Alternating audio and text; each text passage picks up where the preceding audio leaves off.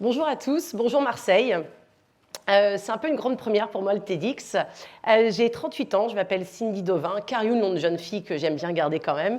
J'ai 2 enfants en bas âge et je suis ravie d'être avec vous. Je vais vous parler d'un thème qui me tient très à cœur et qui me fait vivre au quotidien. L'avenir appartient aux entreprises bienveillantes.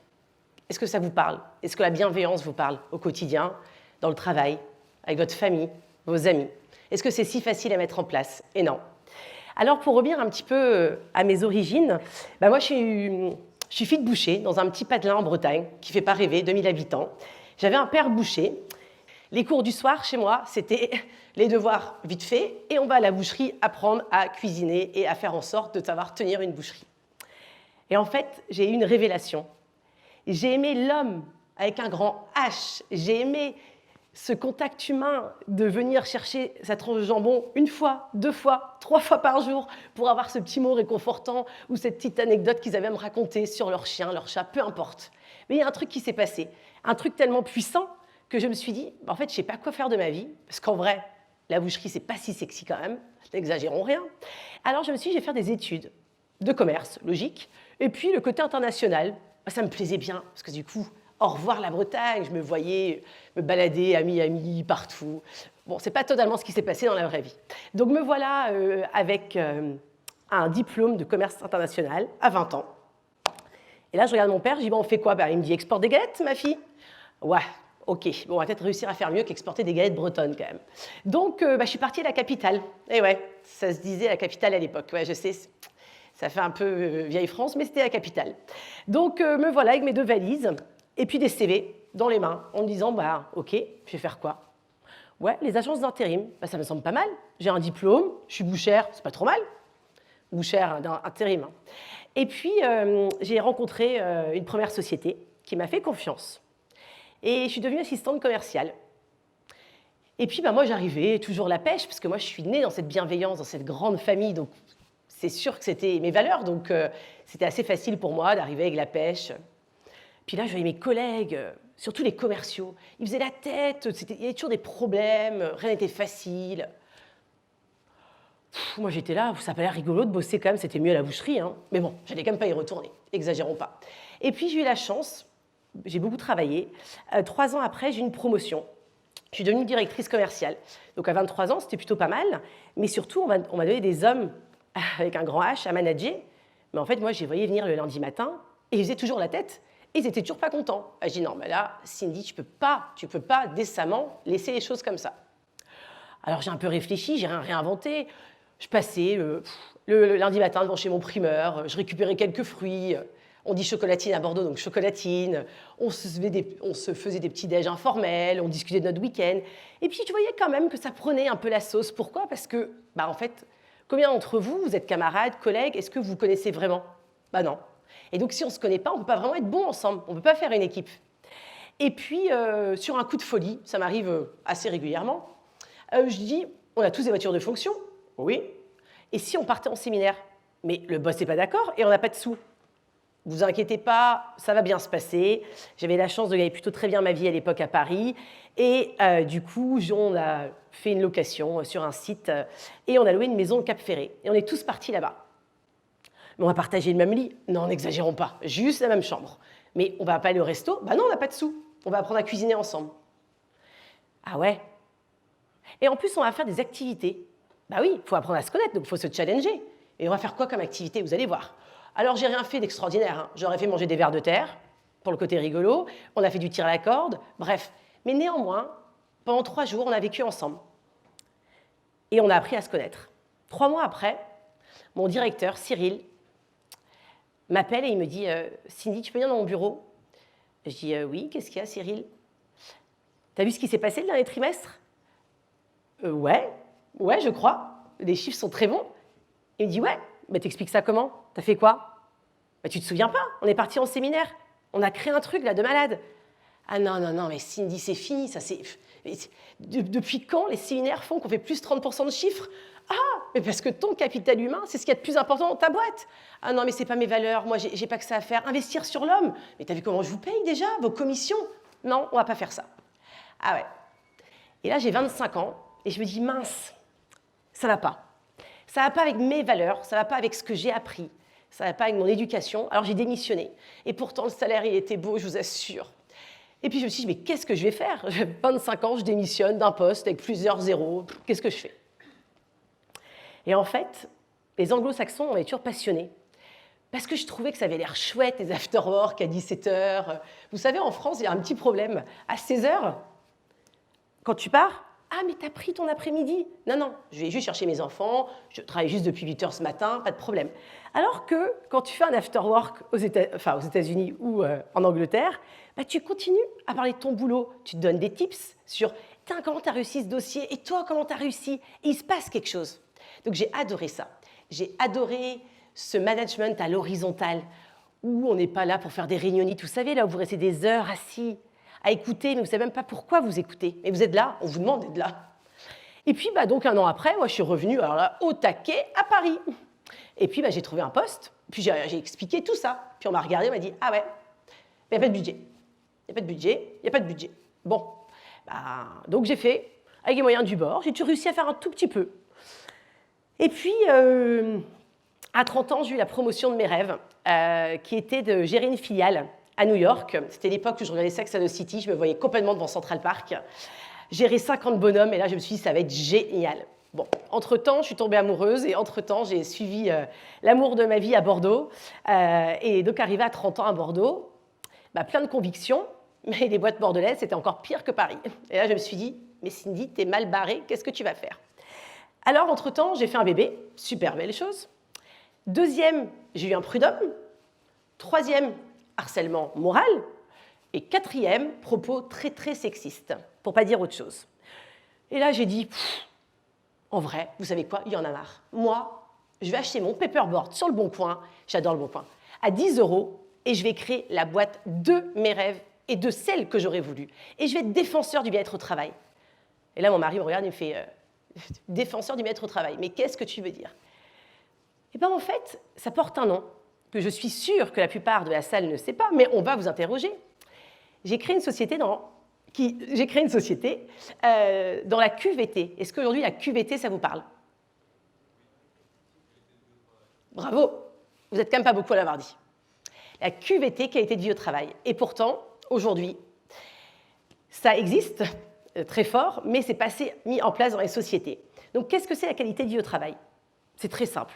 C'est un sentiment de bien-être là où vous êtes, dans votre entreprise, vos conditions de travail, la bienveillance qu'on a envers vous, les points réguliers, est-ce qu'on vous forme?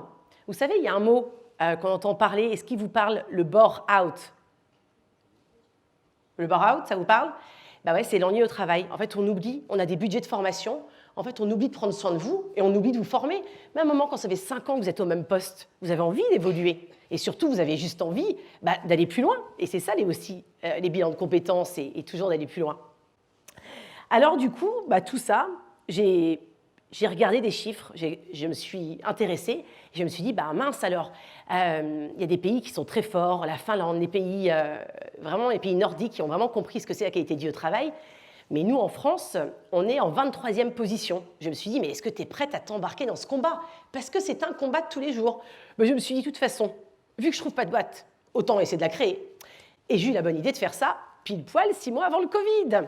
Et quand on sait que tout repose sur l'être humain et qu'il n'y a pas d'être humain dans les sociétés qui sont donc en télétravail, là, les choses se compliquent. Mais c'est pas grave, on ne se démonte pas, on est têtu, on est bretonne, on y va, et on dit, allez, c'est parti. Donc aujourd'hui, la QVT, tout le monde dit, ah non, mais moi j'ai de la QVT à Paris. Hein. Ah bah ouais, j'ai des poufs de couleurs.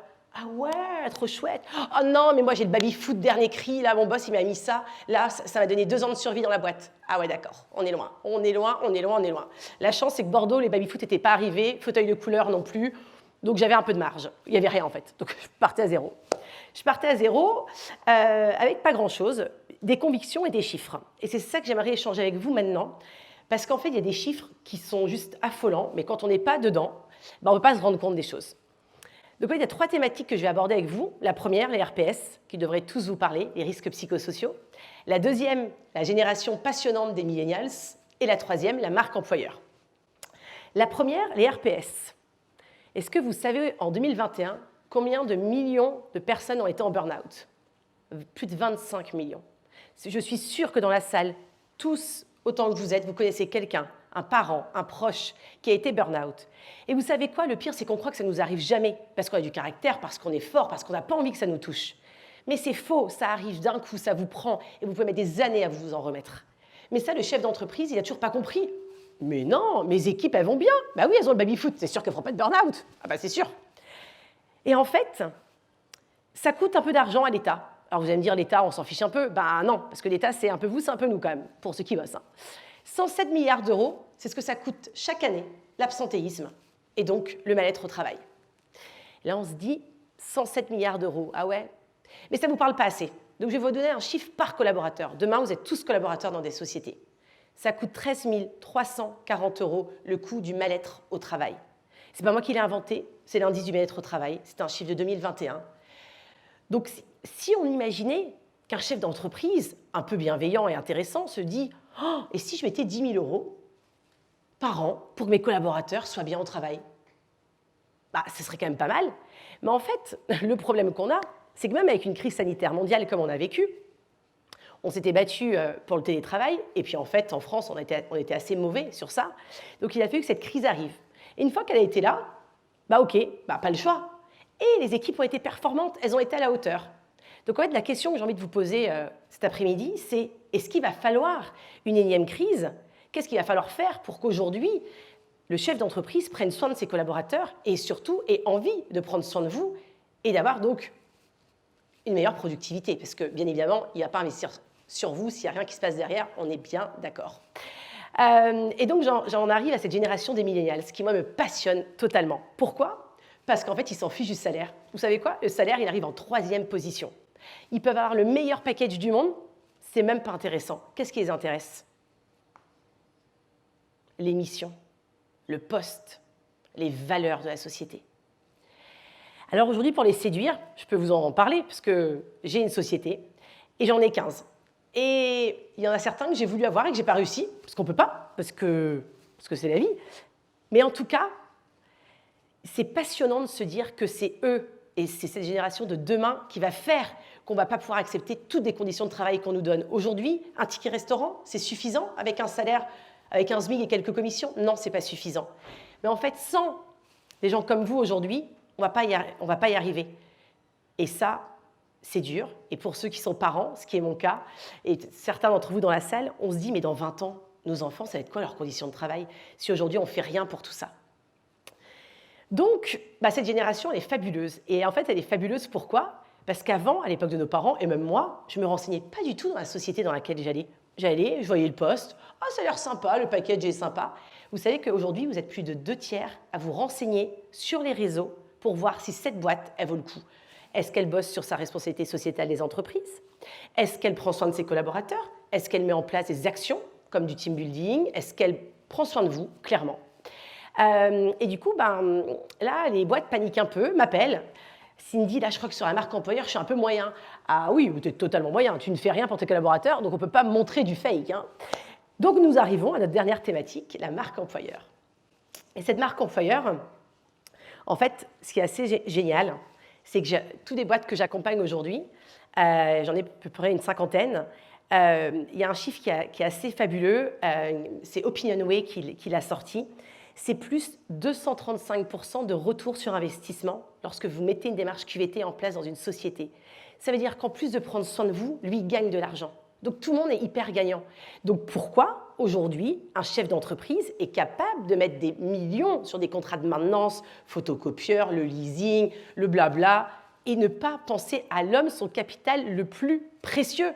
Et donc c'est ma bataille avec mes équipes au quotidien, de démocratiser ça, d'initier ça, et je vous assure que c'est une vraie grosse bataille. Donc pour la dernière anecdote, j'ai un chef d'entreprise bordelais qui m'appelle et me dit « Cindy, je crois que ça va pas, les collaborateurs, je les sens un peu burn-out, un peu déprimés. Vous croyez, parfois on me tutoie, que vous allez pouvoir m'aider? Ok, on va prendre rendez-vous. » Et puis là, il me sort son chéquier. Je lui dis, un chéquier, mais on n'a pas encore parlé de la méthode. Si, ils vont pas bien, ça coûte de l'argent. Combien il faut? Non, ça ne marche pas vraiment comme ça dans la vraie vie. Je vais vous expliquer, monsieur. En fait, chez XXL Happiness, qu'est-ce qu'on fait? On fait un diagnostic. Pourquoi? On va étudier ce que vos collaborateurs ont besoin. est-ce que vous-même, vous avez envie de leur donner? On ne peut pas décider, juste comme ça, au doigt mouillé, ah ben, il leur faudrait des cours de sport, il leur faudrait de la relaxation. Et là, il me regarde et il me dit, mais on va quand même pas interroger les collaborateurs. Ah bon, pourquoi? Bah, ils ont déjà un salaire, ils sont pas malheureux chez moi, mais pourquoi on irait leur demander leur avis? Ah ouais, mince. Ah ben là, ça va être compliqué, monsieur, parce qu'en fait, c'est pas dans la démarche, c'est pas l'ADN d'XXL Happiness. D'accord, bon, bah qu'est-ce qu'on fait? Bah on fait rien, bonne journée, au revoir. Et j'ai pas pris le chèque. Il était beau le chèque. Mais bon, on passe à autre chose, c'est pas grave. Ce qu'il faut savoir, c'est qu'aujourd'hui, en 2030, il va y avoir plus de 40% d'indépendants. Imaginez 40% d'indépendants. Pourquoi? Parce que les entreprises n'arrivent plus à faire rêver les collaborateurs. Et vous, dans le public, vous êtes ceux qui, demain, allez planter des graines dans chaque société. Parce que vous n'allez pas accepter les conditions de travail, parce que vous avez envie d'autre chose, vous avez besoin d'autre chose pour être bien au travail. Et si je ne peux pas, moi, en tant que défenseur du bien-être au travail avec mes équipes, compter sur des gens comme vous, qui sont la génération de demain, je fais comment moi? Alors, je n'ai pas le choix que vous demandez un peu d'aide. Parce qu'aujourd'hui, c'est un vrai métier, la qualité de vie au travail, qui est peu démocratisé. Aujourd'hui, la formation, c'est devenu quelque chose d'essentiel. On a des budgets pour ça. La QVT, pas du tout. On met des contrats de maintenance qui sont indécents sur des ordinateurs, du leasing. On refait des flottes de voitures électriques. Mais la QVT, en fait, on oublie. Et pourquoi on oublie? Parce que ça n'existe pas assez. Donc, j'ai besoin de toutes ces petites graines que vous allez mettre partout. Et je souhaite finir avec une citation d'Henry Ford. Les deux plus belles choses qui ne se voient pas au bilan sont sa réputation et ses hommes. Merci à tous et à toutes. Très belle journée.